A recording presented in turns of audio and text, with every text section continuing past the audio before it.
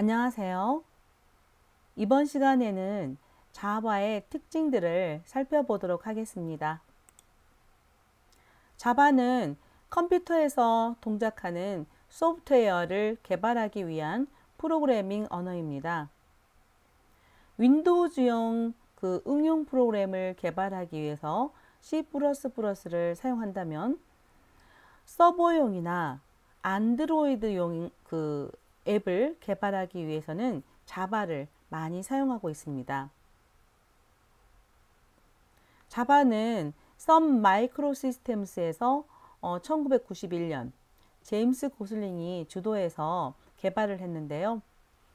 원래 지금과 같은 목표하고 좀 다르게 원래는요, 냉장고나 TV 등의 가전 제품에 사용될 운영체제를 개발하는 걸 목표로 해서 시작을 했습니다. 그리고 이름도 오크였어요. 그래서 오크를 이용해서 그 가전 제품에 들어갈 운영체제를 개발하고자 시작을 했다는 거죠.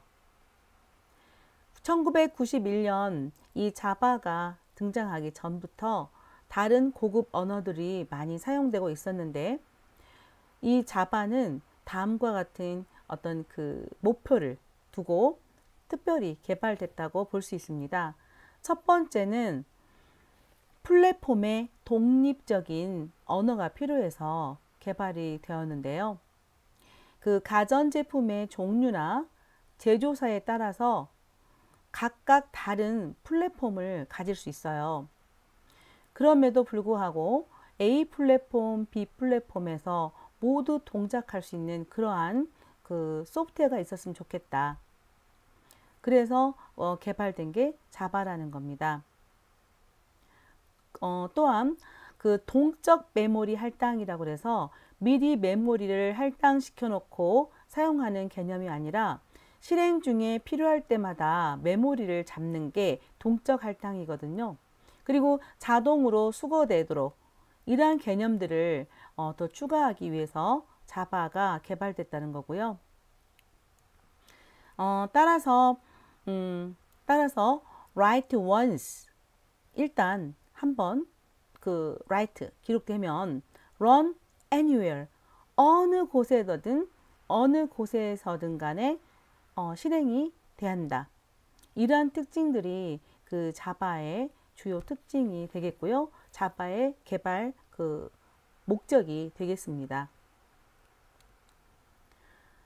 자바하고 비교해서 C++의 프로그래밍 방식을 그림으로 나타내고 있는데요. C++와 자바는 둘 다 객체 지향 언어입니다. C++ 같은 경우에 지금 운영체제가 윈도우즈형, 그리고 유닉스, 그리고 애플 맥 OS, 이렇게 세 가지 용도로 개발을 했다면 각각 그 용도에 맞게 번역이 이루어지고 그 번역된 프로그램들이 각각의 그 위치에서 실행이 되는 이러한 그림이죠. 여기하고 비교하면요, 자바의 그림을 보실까요? 하나의 소스를 만들고 일단 바이트 코드라는 단계로 번역을 시킵니다. 그리고 이 바이트 코드가 윈도우즈에서도 동작하고, 그리고 유닉스에서도 동작을 하고, 맥 OS에서도 동작을 할 수 있게 하는 개념, 이게 자바가 가지고 있는 가상기계 덕분에 가능한 건데요. 이러한 상황들을 한마디로 말하면 이식성이 높다, 이렇게 말할 수 있습니다. 다시 정리를 하자면 C나 C++ 등의 기존 언어는 각각의 운영체제가 다르다면 서로 다른 코드를 만들어서 별도로 컴파일을 해서 실행했어야 했는데요. 자바는 하나의 자바 코드로 모든 운영체제에서 동일한 실행이 가능하다는 점입니다. 자바로 또 웹페이지 안에서, 즉 홈페이지 HTML 문서 이렇게 말할 수도 있는데, 원래 웹페이지는 정적으로 움직여요. 정적이라는 것은 나에게 정보만 보여줄 수 있지 내가 클릭을 한다고 해서 반응을 하지는 않는다는 거죠. 여기에 자바 애플릿을 만들어서 이 웹페이지가 동적이 될 수 있게 만들어 줄 수도 있다는 겁니다. 즉 애플릿을 이용해서 그 홈페이지에 넣어줌으로써 애플릿을 자바로 개발해서 홈페이지에 넣어줍니다. 그러면 사용자가 버튼을 클릭하게 되면 어떤 그 기능으로서 사용자에게 답변을 하는, 즉 상호작용이 가능하게 되는 그러한 웹페이지를 만들 수 있게 해준다는 거죠. 그것을 동적이라고 말을 하고 있습니다.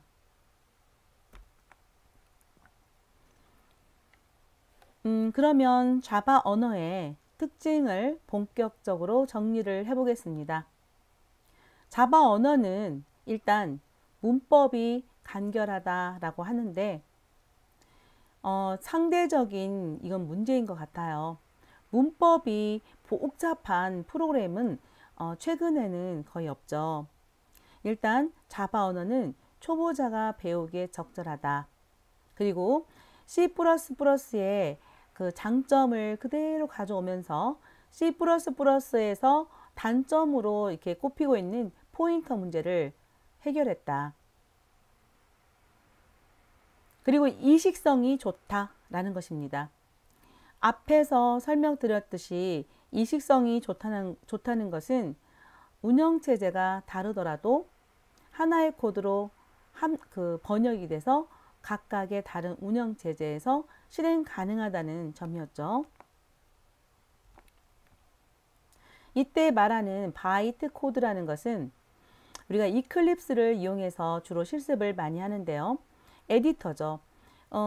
프로그래밍을 타이핑해서 그리고 이 코드를 EX 파일로 컴파일 하게 되면 바이트 코드가 생성됩니다.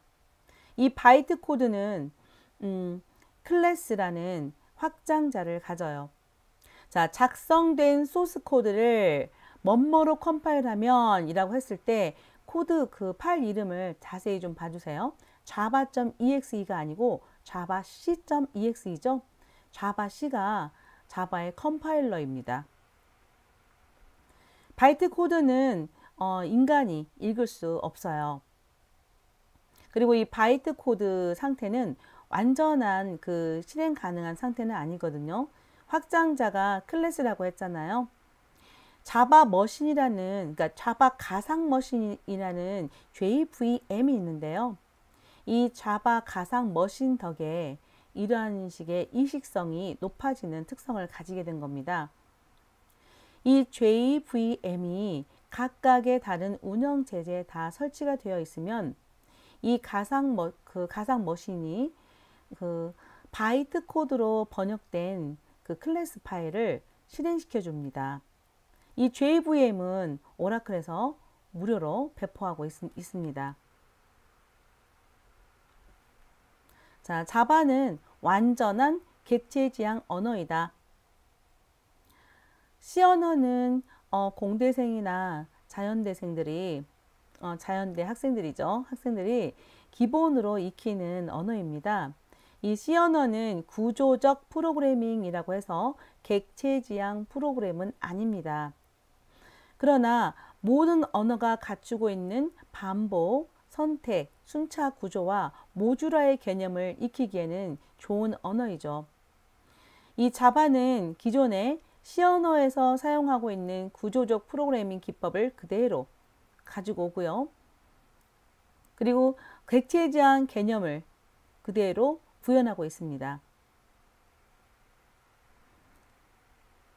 그리고 멀티 스레드 프로그래밍을 지원합니다. 스레드라는 것은 프로세스의 작은 단위를 스레드라고 하는데요. 이 스레드는 움직이는 처리, 작업 처리 단위입니다. 멀티라는 말이, 멀티가 붙는 걸 보면 여러 개를 그 동시에 처리할 수 있는 그러한 제어를 지원한다는 뜻이겠죠. 그리고 자바의 특징을 또 보면 다양한 응용 프로그램을 작성할 수가 있습니다. RGB나 엑셀 이러한 응용 프로그램이죠. 그러니까 일반 컴퓨터에서 작동하는 일반 응용 프로그램을 개발할 수 있게 해주고요. 그리고 웹브라우저에서 다운로드 돼서 작동하는 애플릿을 만들 수도 있고요. 웹 서버에서 작동하는 JSP 서블릿들도 있습니다. TV나 냉장고의 가전제품에 들어가는 인베디드 프로그램으로 이게 개발하는 데 많이 쓰이고요. 그리고 안드로이드 스마트폰이나 태블릿에서 작동하는 모바일 앱을 개발하는 데도 많이 사용됩니다. 현재 사용되고 있는 대부분의 IT 환경에서 동작할 수 있는 그러한 응용 프로그램을 개발하는 데도 자바가 적절하다는 거죠. 자바의 또 다른 특징은 많은 오픈소스 라이브러리를 제공한다는 점입니다. 라이브러리라 함은 미리 어떤 특수한 기능을 수행할 수 있는 그 모듈을 만들어 놓은 것이죠. 그리고 오픈소스라는 것은 무료로 배포된 거를 한 단계 더 넘어서서 개발됐던 원본 소스 프로그램을 다 공개한다는 뜻입니다. 그러면 어떠한 소프트웨어가 오픈소스로 공개됐을 때는 전문가들 입장에서 그 소스를 들여다볼 수가 있죠. 그래서 본인이 가지고 있는 그 전공이나 본인이 가지고 있는 시스템 환경에 맞게 그 소스 코드를 수정해서 사용도 가능하다는 점이죠. 이때 체계적인 업그레이드가 이루어질 수도 있습니다. 소스를 받아서 A라는 기능을 탑재시켜서 사용한다면 원본보다는 업버전 된 거잖아요. 이런 식으로 소스가 공개되다 보니 전문가들이 소스를 가져와서 본인들의 그 전문 영역들을 심어서 다시 공개를 하고 이런 방식으로 그 소스가 관리되고 업그레이드가 이루어지고 있다는 겁니다. 자바 언어 외에도 그 대표적으로 오픈소스 라이브러리를 갖고 있는 것들을 보면 아파치의 커먼스들이 있고요. 그리고 하둡이라고 들어보셨나요? 빅데이터 분석과 관련돼서 하둡이라는 운영체제, 분산 운영체제입니다. 자, 이런 것들이 오픈소스 라이브러리를 갖고 있습니다. 자바 가상 머신 JVM이라고 해서 앞부분에서 자바의 이식성이 훌륭하다 라는 걸 설명드리면서 잠깐 말씀을 드렸죠. 이 자바의 가상 머신은 바이트 코드를 실행시킬 수 있습니다. 자, JVM이라는 것은 윈도우즈나 유닉스, 맥 OS 등의 그 어떤 운영체제가 다른 거잖아요. 근데 이렇게 서로 다른 운영체제와 상관없이 한번 작성한 자바 코드를 동일하게 작동시켜 줄 수 있다는 게 이 자바 가상 머신의 핵심적인 역할로 보겠습니다. 이 자바 가상 머신이 이제 윈도우즈나 또는 그 리눅스나 맥 OS에 좀 설치가 되어 있어야 이 제대로 역할을 해냅니다. JVM은 앞전에서 설명드렸다시피 오라클 홈페이지에서 무료로 배포하고 있습니다.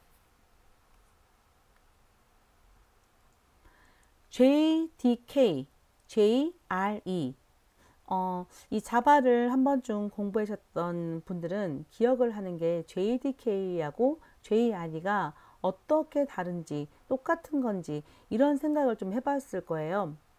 이 JVM의 자바의 가상 머신의 역할을 하는 소프트웨어가 JRE입니다. 그러면 JDK는 그 자바를 지원하기 위한 명령어 쪽이라면 이 JRE는 실행하는 쪽이라고 볼 수 있겠죠. 자, 이렇게 해서 자바 언어의 특징을 살펴보았습니다. 한마디로 말하면 자바는 익히기 쉽고 그리고 객체 지향 개념의 동급의 언어 C++와 비교했을 때 포인터의 개념도 사라졌고 동적 메모리 할당도 자유로워졌고 그리고 이식성이 높다는 걸 특징으로 말씀드렸습니다. 이식성이 높게 된 그 근본적인 그 방법은요. 바이트 코드로 컴파일을 만들어 놓고 자바 가상 머신이 수행을 하더라. 그래서 각각 다른 그 종류의 기기에 자바 가상 머신이 설치되어 있다면 자바 코드 하나 가지고도 서로 다른 장소에서 동일한 동작을 할 수 있게 만들 수 있다는 겁니다. 두 번째 시간은 이렇게 마치고 이제 자바 프로그래밍을 하기 위한 환경을 구축해 보도록 하겠습니다. 수고하셨습니다.